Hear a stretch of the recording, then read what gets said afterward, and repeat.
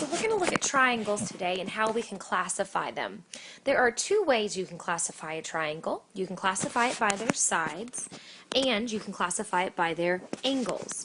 So each triangle actually will have two labels, one based on the sides and one based on the angles. So let's start with classifying them by their sides.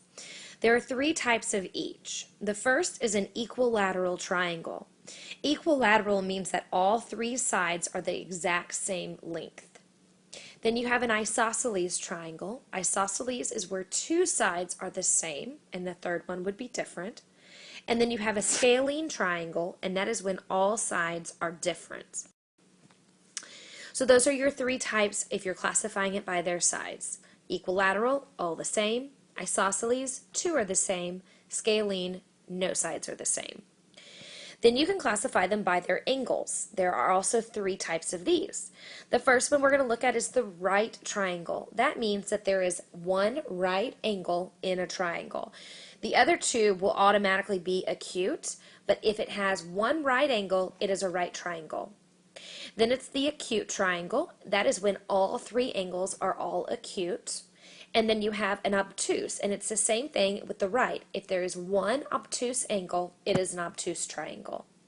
So you can do a right angle, has one right angle, an acute, all three are acute, and an obtuse, it will have one angle that's bigger than 90.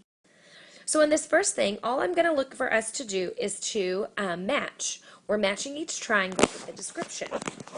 So in this first one, it has side lengths 2 centimeters, 3 centimeters, 4 centimeters. They are all different. Remember, all different, that would be a scalene. So this one would be B. Side lengths 3 centimeters, 2 centimeters, 3 centimeters. That has two that are the same. That would be an isosceles. Then we have triangle side lengths 1 centimeter, 4 centimeters, and 5 centimeters. That one would be, again, a scalene because they're all different. Then we have side lengths 4 centimeters, 4 centimeters, 4 centimeters. That would be an equilateral. Angle measures 60, 60, 60.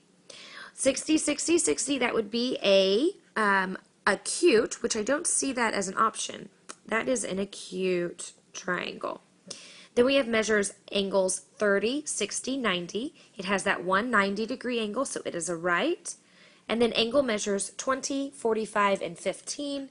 Because of that one that's bigger than 90, it would be an obtuse triangle. All right, now we're going to do it based on pictures. So this first one, those two tick marks there on those sides mean that those side lengths are the same. So this has two that are the same, so this would be an isosceles triangle. Now looking at the angle measurements, 59, 59, 62, they are all less than 90. It is an acute. Again, I've got two tick marks, so this would be an isosceles triangle. It has one right angle, so it is a right triangle.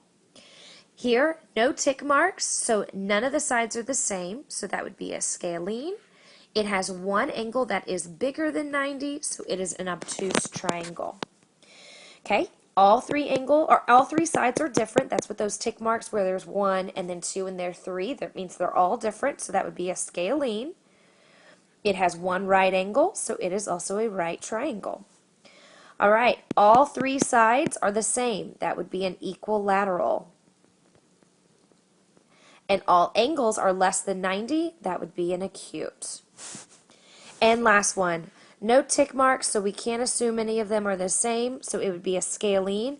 And we have 85, 50, and 45. That means they are all less than 90. It is an acute.